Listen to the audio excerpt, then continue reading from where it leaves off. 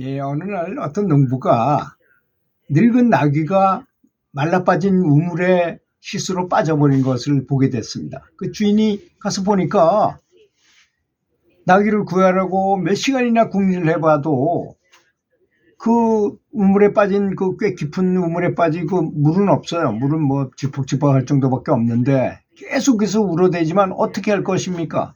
강제로 끌어올릴 수기에는 나귀가 너무 크고 구멍은 너무 작고 계속 나귀는 그쪽에 죽으라고 우는 거야.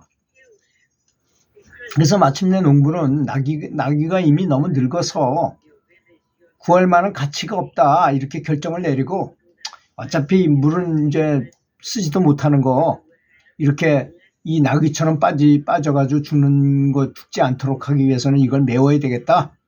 그래가지고 그리고 나귀의 고통도 좀 덜어주자 오히려.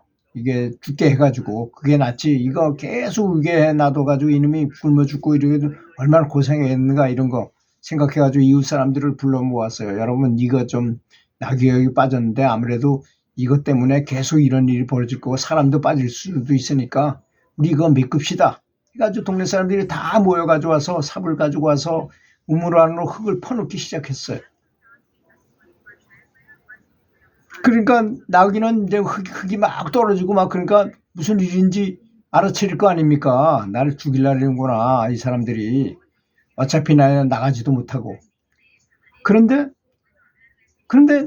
그렇게 흙을 계속 퍼내는데 잠시 후에 나귀가 위로 계속 울던 놈이 갑자기 조용해지더라는 것입니다. 그래서 몇 삽을 떠넣다가 우물 안을 이렇게 내려다보니까 농부가 깜짝 놀랐어요. 왜냐하면 나귀가 자기 등으로 떨어지는 흙을 털어가지고 그 흙을 밟고 자꾸 올라서는 거야. 그 사람들이 계속 퍼붓잖아요. 그걸 메꾸기 위해서. 그 계속 퍼붓을 때마다 그걸 털어내면서 올라가고 하더라는 것입니다. 그리고 한 발짝씩 올라서기 시작하고 계속 사람들은 퍼 올리고 하다 보니까 결국은 이 흙이 차가지고 거의 땅하고 비슷해지니까 얼른 나귀가 빠져나가지고 아주 유유히 하면서 집 돌아가더라는 것입니다. 그래서 우리 수행자는 오로지 사랑과 지혜만을 구하고 자기 자신을 알고, 그죠? 그 원래 우리 난관인 줄 알았는데 그것이 난관을 흙을 털고 계속 올라서 가지고 그걸 발판으로 해서 밖으로 나오게 된 나귀와 같은 것이다 이거죠. 또 그렇습니다.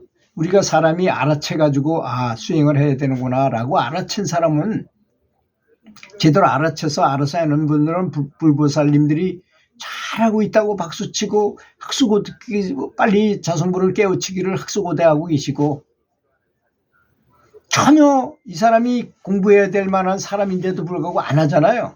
그러면 병을 주거나 아주 중병을 주거나 병원에서도 고칠 수 없는 아주 미묘한 병을 줘요. 업장병이라는 병을 줘요.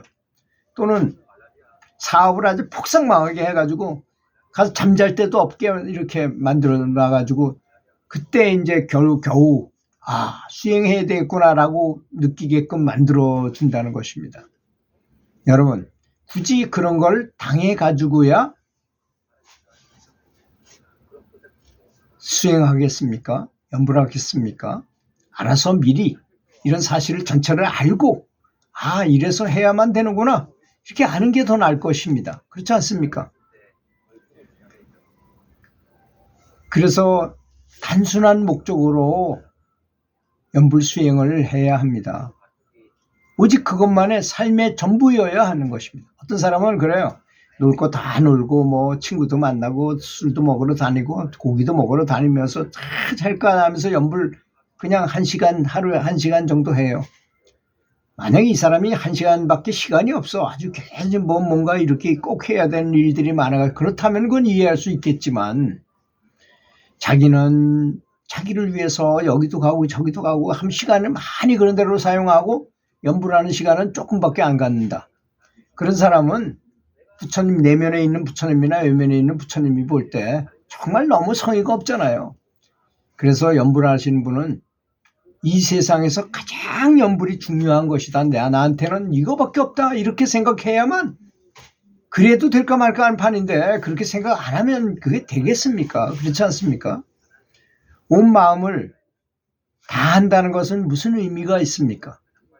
그것은 부처님, 최고의 부처님의 힘에 조금의 여지도 없는 100% 아주 확실한 온전한 믿음과 내가 그걸 연불하면서 아주 만족감을 느끼는 그런 겸손한 그런 참 진실함, 그것을 갖는 것을 의미하는 것입니다.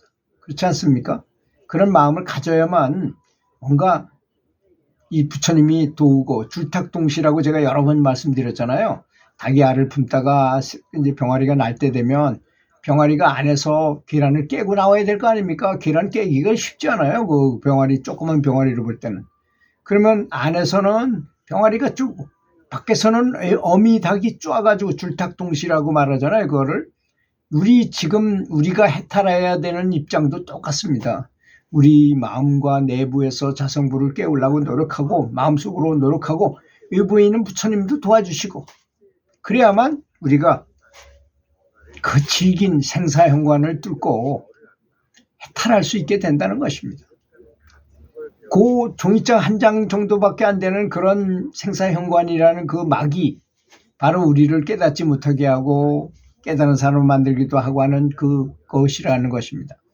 근데 어떨 때는 그것이 보이고 느껴져도 너무 신축성이 많아요. 쫙 늘어나요. 고무줄처럼 그 막이. 그래서 금방 뚫을 수 있을 것 같은 느낌이 들 때도 있습니다. 그래도 그게 어떨 때는 전혀 그게 있는지 없는지도 감각도 안 될 때도 있고 그러니까. 그 막 하나 때문에 우리가 깨달은 사람과 못 깨달은 사람의 차이를 가져온다는 것이니까. 생사연관을. 그런데 그걸 온 힘을 다하지 않으면 그게 뚫어지겠습니까? 우주가 인정해 줘야지만. 만약에 우리가 공부 열심히 해가지고 고시를 보면 고시에 패스하는 커터라인을 지나야만 되는 거잖아요. 그런 것처럼. 이건 뭐 자동으로 되는 것입니다. 이거는 뭐 우주의 의식이 알아서 딱 정한 그 한계만큼 시절 인연을 지나고 그 한계만큼 돼야만 그게 연부를 얼마나 했느냐에 따른 것입니다. 그래서 결코 그 당나귀처럼 우물에 빠졌어요. 사람들이 불쌍해가지고 아유 이것도 죽이고 나귀도 죽고 우물도 메꾸고 해야 되겠다고 흙을 퍼넣는데 그 흙을 딛고 일어나가지고 결국 유유히 사라지는 것처럼 우리도 어떤 장애나 시련에 좌절하지 말라는 것입니다. 사실 아무리 그래도 목구멍이 포도청이라고 죽게 하겠습니까? 그렇지 않습니까? 아무리 내가 뭐 500억 빚을 져가지고 또 돌아다니는 신세라 하더라도 내가 만약에 그 경제적인 사범으로 해서 유치장에 들어가서 교도소에서 있다 하더라도 살아있는 것입니다. 또 그렇게 있다 하더라도 연불할 기회는 충분히 있습니다. 아마 오늘은 어떻게 반응하는지 몰라서 그 일을 힘들어하며 두려워하고 좌절할 수 있습니다. 그러나 내일 다시 시도해보고 언젠가는 반드시 그것을 나의 지혜로 이겨낼 것이라는 그런 자신감이 있어야 된다고 생각합니다. 이건 굉장히 많은 걸 의미하는 것입니다. 사실 아마 어릴 때부터 아주 정말 어떤 고난이 없이 아주 편안하게 사는 사람이 있다면 그 사람은 큰 인물이 되기가 어려워요. 그렇지 않습니까? 그래서 그런 말이 있잖아요. 서양의 속담에 이렇게 잔파도를 많이 겪은 사람은 조그만 바다에 어부가 되는 것이고 큰 파도를 많이 겪어보고 여러 풍랑을 겪은 사람만이 대해에 나가서 큰 어부 활동을 할 수 있는 큰 어부가 된다는 말이 있어요. 그런 것처럼 시련을 많이 겪은 사람, 또 시련을 겪지 않고도 겪은 것처럼 느끼게 할 수도 있어요. 그렇지 않습니까? 다른 사람의 연불 감옥록을 많이 본다거나 다른 사람의 영화를 많이 봐가지고 정말 저 사람이 내가 저 사람처럼 체험한 것처럼 간접 체험을 통해서 진짜 그것이 내 것인 것처럼 생각하면 굳이 그걸 안 해도 되는 때가 온다는 것입니다. 그래서 그런 말을 하죠. 정말 감사하고 부처님을 존중하고 공경하는 사람은 그런 시험에 들 필요가 없어요. 그런 시험을 볼 필요가 없어요. 그것으로 이미 다 마무리할 수 있어요. 다 월반해가지고 그걸 다 통과할 수 있기 때문인 것입니다. 그래서 지극히 감사하는 마음으로 사는 것, 정말 부처님께 감사하고 매사 모든 사람을 감사하고 이런 식으로 산다면 그런 어떤 시련을 겪지 않고도 높은 단계에 올라갈 수 있다고 믿습니다. 들어주셔서 감사합니다.